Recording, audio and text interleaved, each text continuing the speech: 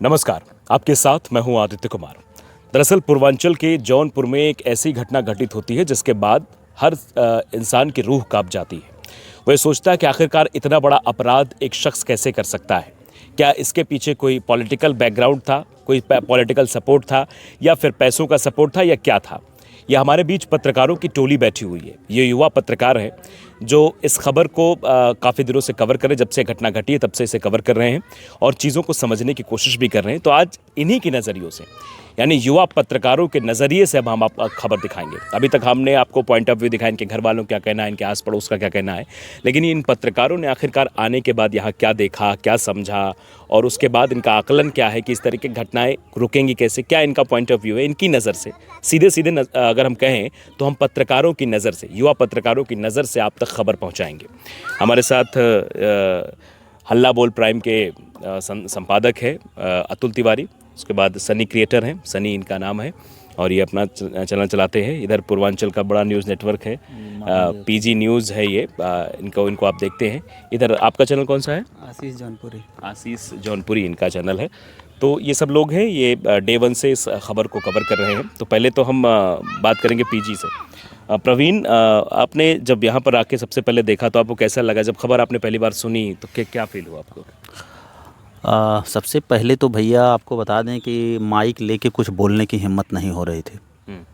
आने के बाद यहाँ का जो मंजर हमने देखा, हालांकि मेरी एंट्री यहाँ पे तीसरे दिन हुई, और यहाँ पर जब मैंने एक घर का नज़ारा और सड़क का नज़ारा और चीज़ें जब यहाँ पर मैंने देखा तो कहीं न कहीं मेरा हृदय जो है वो पिघल गया कि वाकई में एक माँ जो है वो कैसे इस दुख को बर्दाश्त कर रही है। तो ये सबसे बड़ा पॉइंट। और एक पिता जो है रो रो की हालत ख़राब है और पिता बोलना नहीं चाहता है। तो चीज़ें मतलब कहीं न कहीं देखने के बाद भैया वाकई में अंदर से बहुत बहुत दुखी हुआ मैं।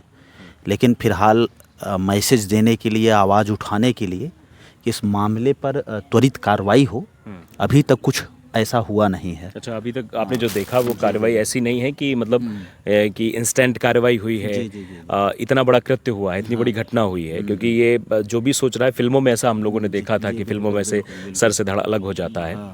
ये पहली बार ऐसा हुआ कि इतना बड़ा घटनाक्रम हुआ। तो क्या लगता है कि इसके हिसाब से जो पुलिसिया कार्रवाई है वो फिट बैठ रही है कि इतना ही होना चाहिए था और होना चाहिए? ना ना ना ना, पुलिसिया कार्रवाई से अगर आप इस गांव के जन जन से बात करेंगे तो कोई संतुष्ट नहीं है। अच्छा। लोगों की ये चाहत है कि कहीं न कहीं अपराध जो है, अपराधी एकदम क्लियर है भाई।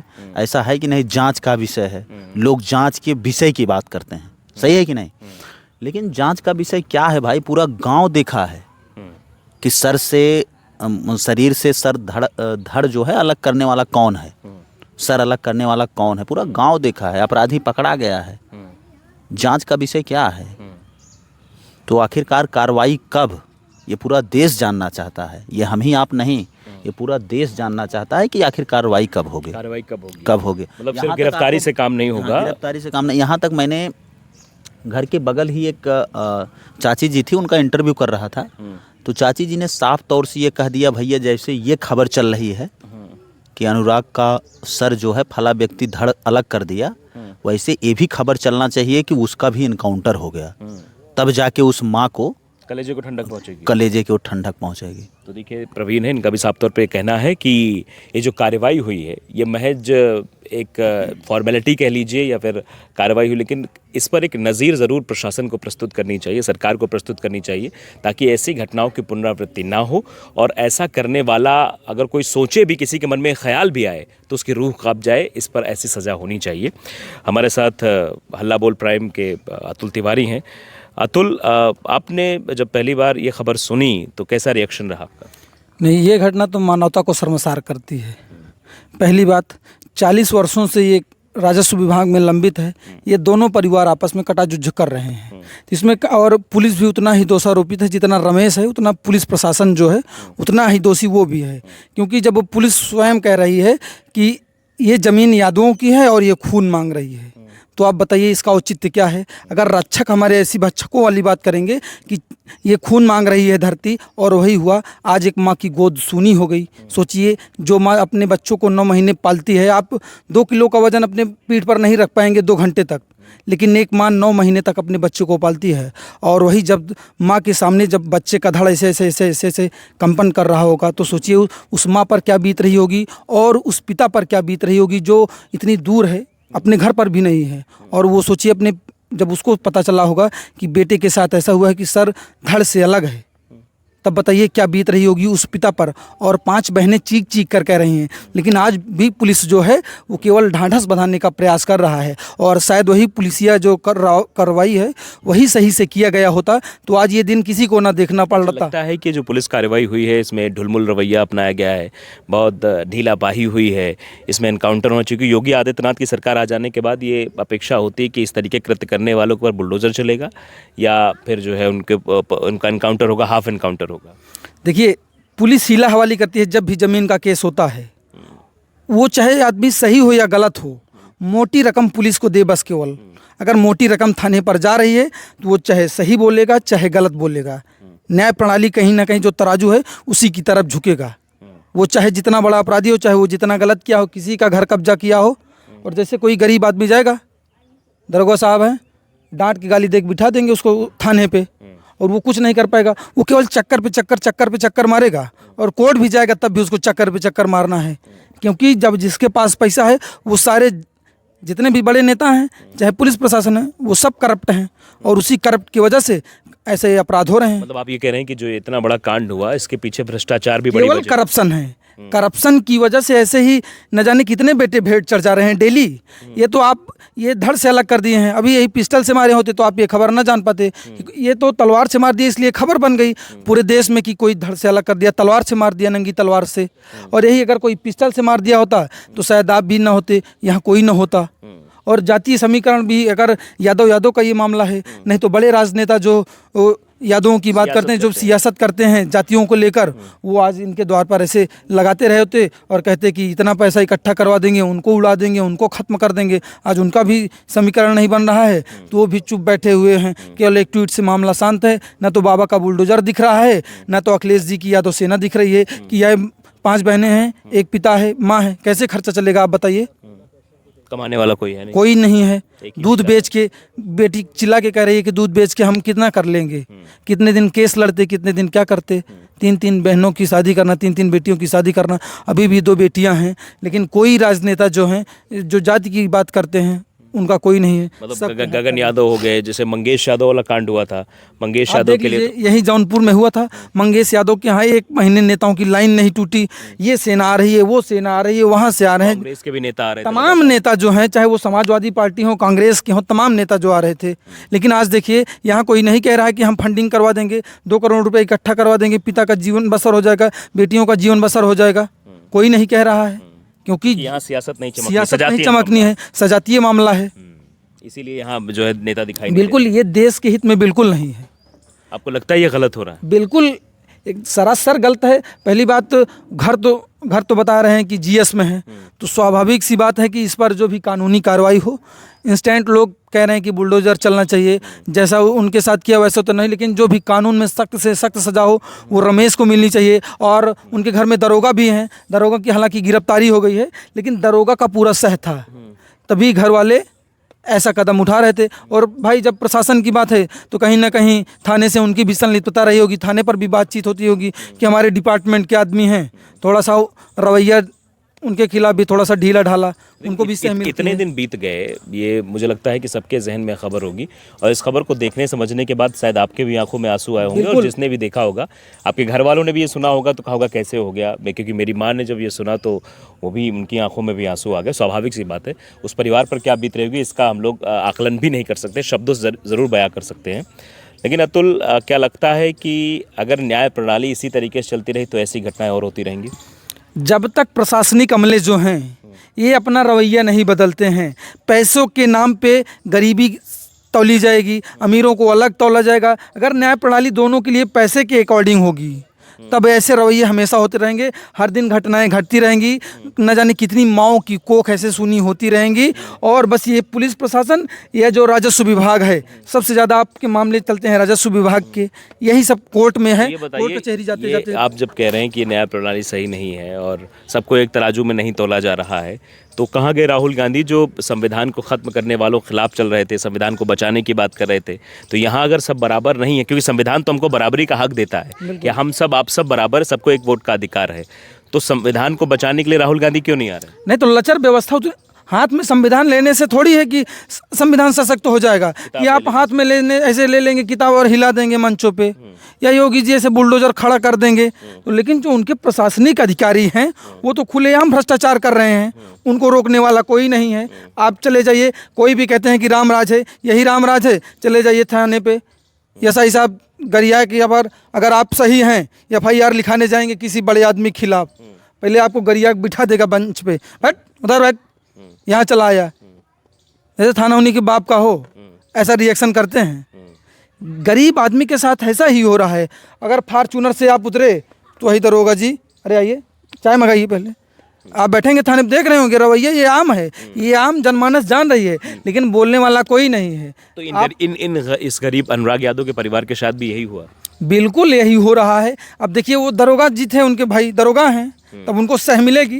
देखिए तमाम इतने बड़े बड़े हथियार हैं, आप बता रहे जैसे नक्सलाइट, ऐसी घटना, ऐसी विभत्सकारी घटना तो मैंने अपने जीवन में नहीं देखी है। जो आपने कहा कि मूवी वगैरह में ऐसा देखा है, लेकिन हालांकि ऐसी मूवियाँ भी बंद होनी चाहिए जहाँ पर ऐसी विभत्सकारी घटनाएं दिखाई जाएँ, क्योंकि लोग उसी को ट्रेंड में लाते हैं, उसी से प्रेरित होते हैं। बच्चे आजकल यही फॉलो कर रहे हैं, वेब सीरीज़ वगैरह आ रहे हैं, तमाम उसमें कट्टा पिस्टल दिखाया जा रहा है कि मिर्ज़ापुर वाले भैया आ रहे हैं, कालीन भैया आ रहे हैं, पिस्टल लिए ठाए ठाए मारे, आगे बढ़ गए। पुलिस वाले केवल धूमथरी की तरह पीछे पीछे टहल रहे हैं, आमिर खान उड़ रहे हैं। वही हो रहा है समाज में। तो ये अतुल की राय थी। हमारे साथ सनी क्रिएटर भी हैं। अच्छा इधर आ जाओ सनी, ताकि माइक वहाँ तक पहुँचने में आसानी हो तुम्हारे तक। सनी तुम, क्योंकि मुझे लगता है डे वन से, जैसे जब से तुमने घटना सुनी है तब तुम यहाँ पर मौजूद थे, क्या देखा तुमने और क्या लगा तुम्हें कि अभी तक में, क्योंकि उस दरमियान से लेकर अब तक में क्या हुआ है और क्या होना चाहिए था, आपके नज़रिए से क्या लगता है? चलिए, घटना के मैं दूसरे दिन यहाँ पे आया हूँ और मॉर्निंग में ही आया हूँ, लगभग मैं 8-9 बजे तक यहाँ पे स्टैंड हो गया हूँ सुबह। हाँ, तो मैंने जब यहाँ पे विलाप हो रहा था, माता जी दुख से रो रही थी, मैंने वहाँ पे गया, बैठा। मैंने अपनी लाइफ में मैंने 2 साल रिपोर्टिंग किया है। मैंने फर्स्ट टाइम मेरी आंखों में आंसू वहाँ गया था माँ को देखते हुए, और अभी भी मेरा मतलब कलेजा काँप रहा है जिस दौरान माँ, क्योंकि मेरे पास भी माँ है, मुझे पता है कि बेटे का क्या दर्द होता। और जिस प्रकार से मैंने और भी वीडियो देखा है, शरीर को अलग किया गया था, धड़ अलग थी, ये प्रकार के। उस वक्त SP सर आए थे, यानी कप्तान सर यहाँ पे आए थे, अजय पाल शर्मा जी आए थे, हाथों में पिस्तौल लेके निकले। वो जो मतलब जोश था उस समय, अगर और कोई नेता कप्तान होता तो ऑन द स्पॉट इनकाउंटर हो जाता। अच्छा। हाँ, लेकिन फिर उसके बाद आरोपी भाग गया वहाँ से, पीछे के रास्ते से, ऐसा मैंने वीडियो में देखा। और बाकी जो राजन सर हैं उन्होंने मुझे बताया भी। उसके बाद ये हुआ, फिर आज घटने के लगभग 31 तारीख की हाँ, चौथा दिन, आज चौथे दिन, 5वां दिन है 30 तारीख। हाँ, तो धीरे धीरे जो घटना है, जो भी इसके केस की है, धीरे धीरे डाउन हो रहा है। अच्छा। हाँ। अच्छा ये बताओ, तुमने मंगेश यादव का भी कवर किया था, क्योंकि तुम जौनपुर के ही रहने वाले हो। आज 5वां दिन हम मान के चल रहे हैं, 5वां दिन आज है। आपको इतनी भीड़ मंगेश यादव के 5वें दिन भी घर पे दिखाई दी थी जितनी यहाँ दिखाई दे रही है आसपास? इससे 2 गुनी ज़्यादा थी। मतलब कल के बच्चा जिस दिन फर्स्ट टाइम था यहाँ पे, उसकी 2 गुना वहाँ पे लगातार। आज की मैं बात कर रहा हूँ, क्योंकि आज 5वां दिन है। आज कोई दिख रहा है आपको यहाँ पे? नहीं, अभी तो यहाँ कोई नहीं दिख रहा, कोई केवल रिश्तेदार दिख रहे हैं और आस पड़ोस के लोग दिख रहे होंगे। जी बिल्कुल। और मंगेश यादव के यहाँ 5वें दिन क्या माहौल था? मैं कह रहा हूँ उसका पूरा जो द्वार था, पूरा तांता लगा था समाजवादी नेताओं के द्वारा, कांग्रेसी नेताओं के द्वारा। यहाँ कोई आया बड़ा नेता? अभी तो फिलहाल वही जिला अध्यक्ष आए थे समाजवादी पार्टी के, विधायक आए थे, पूर्व विधायक आए थे, वर्तमान विधायक आए थे। उसके बाद प्रिया सरोज जो यहाँ की सांसद है, उनके पिताजी आए थे। बाकी और इधर को अभी कोई नहीं है? अभी फिलहाल यहाँ कोई नहीं, ना ही कोई यहाँ पे आर्थिक मदद देने की बात करें जिस प्रकार से मंगेश यादव में। अच्छा, क्यों ऐसा, क्यों तुमको क्यों लगता है, क्यों यहाँ पर अखिलेश यादव स्टैंड नहीं ले रहे हैं, राहुल गांधी स्टैंड नहीं ले रहे हैं, बड़े नेता स्टैंड नहीं ले रहे हैं इस मसले को लेकर? अजय राय नहीं आ रहे हैं, क्योंकि वहाँ पर अजय राय भी आए थे। यहाँ पे एक बात है, समझाती होने की बात, सजातीय मामला है, मतलब यादव का मामला है, यादव होने, तो यहाँ राजनीतिक रोटी नहीं सेक पाएंगे। जी बिल्कुल। अगर यही और उच्च कोटि का अगर कोई ब्राह्मण हो या क्षत्रिय अगर कोई ये घटना कर देता, या यादव ही किसी और अन्य बिरादरी के साथ कर देता, तो यहाँ पे राजनीति रोटी राजनेता सेकने आते, और उसके बाद एक ना एक स्टैंड कहते, परिवार को आर्थिक मदद भी देने की बात करते, जिस प्रकार से आज यहाँ पे नहीं हो रहा है। यहाँ नहीं हो रहा है, यहाँ सन्नाटा पसरा हुआ। जी। जबकि मंगेश यादव ज़्यादा पीड़ित ये परिवार, कि एक ही चिराग था इस घर का, जो शायद बुढ़ापे में सबका सहारा बनता, क्योंकि 5 बेटियों में एक ही लड़का था, तो यहाँ आना ज़्यादा ज़रूरी था या मंगेश? क्योंकि मंगेश ने तो क्राइम किया था, मंगेश ने क्राइम किया था, मंगेश ने चोरी की थी, डकैती में शामिल था। यहाँ तो ना वो डकैती, वो तो देश का नाम रोशन करने वाला लड़का था भाई।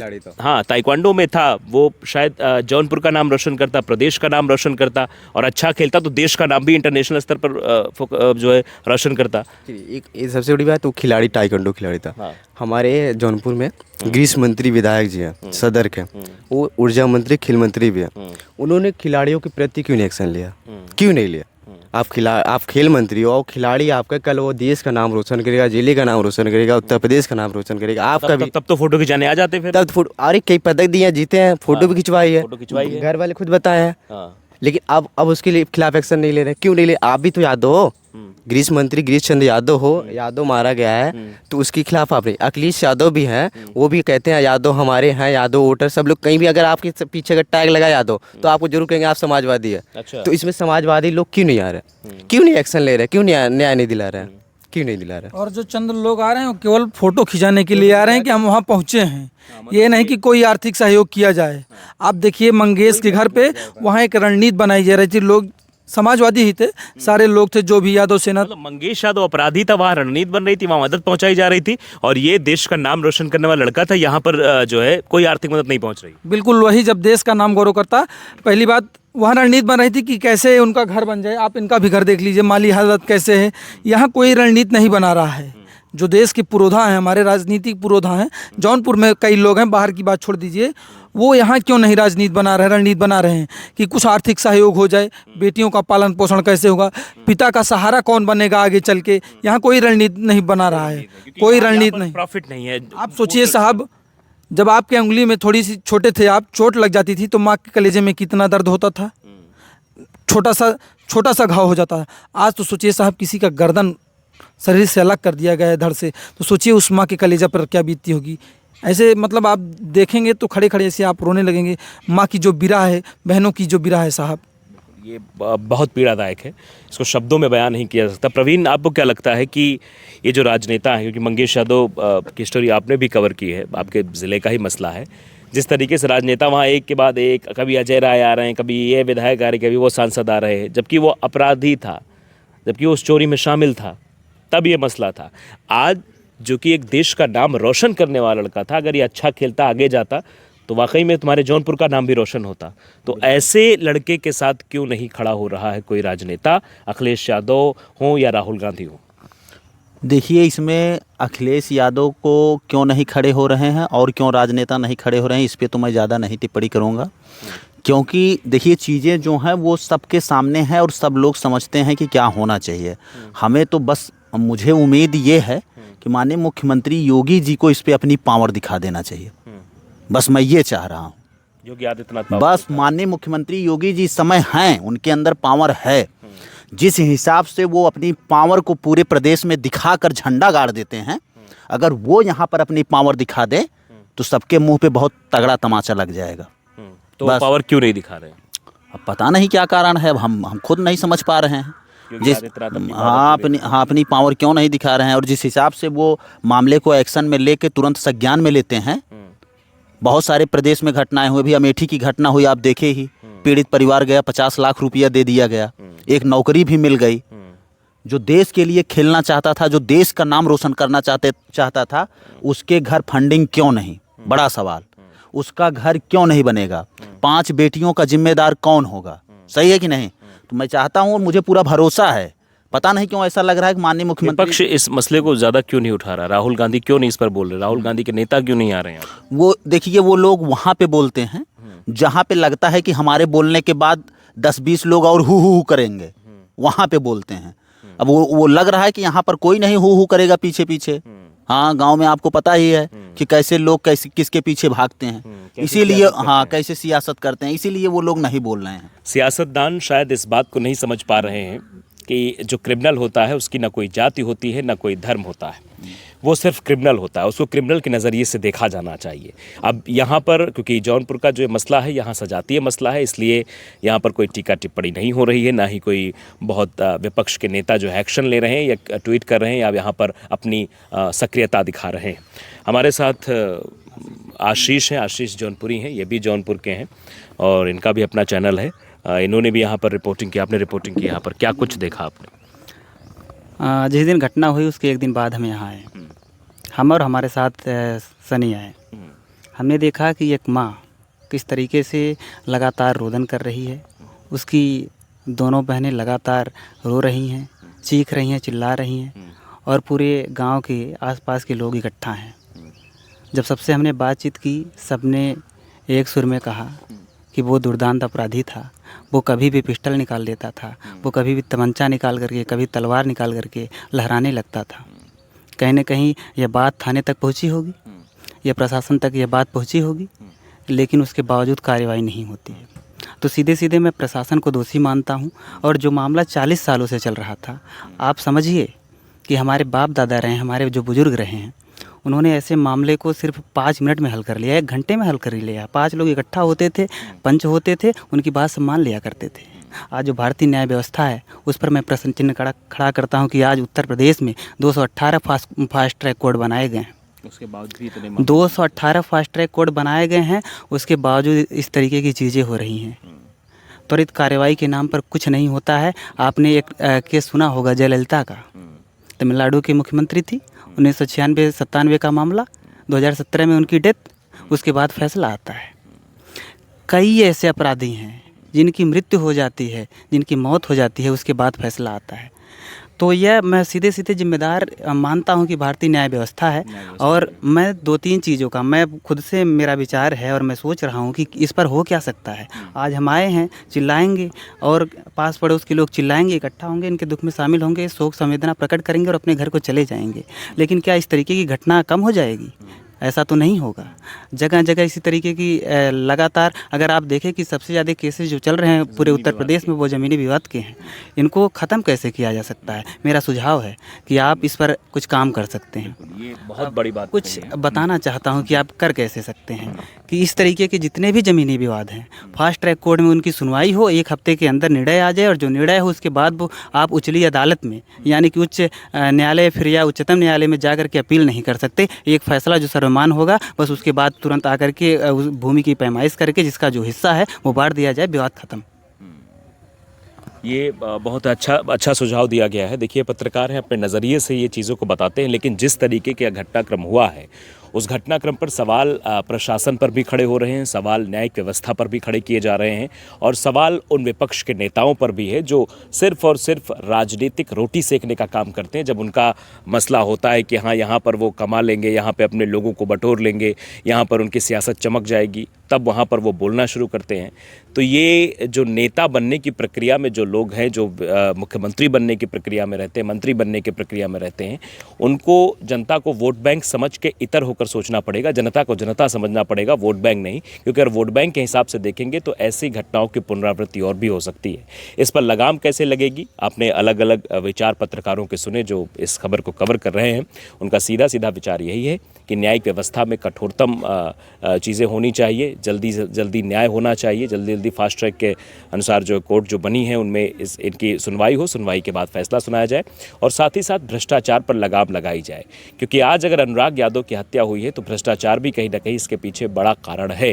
क्योंकि अगर कोई व्यक्ति 16 जून से लगातार धमकियाँ, उसके पहले से लगातार वो कट्टा लहरा के, कभी तलवार लहरा के धमकियाँ दे रहा है, तो इसका मतलब है कि उसके अंदर वो हौसला आ चुका है और उसको ना कानून का खौफ है, ना ही योगी आदित्यनाथ के बुलडोज़र का खौफ है, ना ही योगी आदित्यनाथ की पुलिस व्यवस्था और जो कानून व्यवस्था कदम भरते उसका खौफ है। शायद यही वजह है कि उसका हौसला दिन ब दिन बढ़ता गया और एक दिन उसका हौसला इस पैमाने पर पहुंच गया कि उसने उस बच्चे का गला धड़ से अलग कर दिया।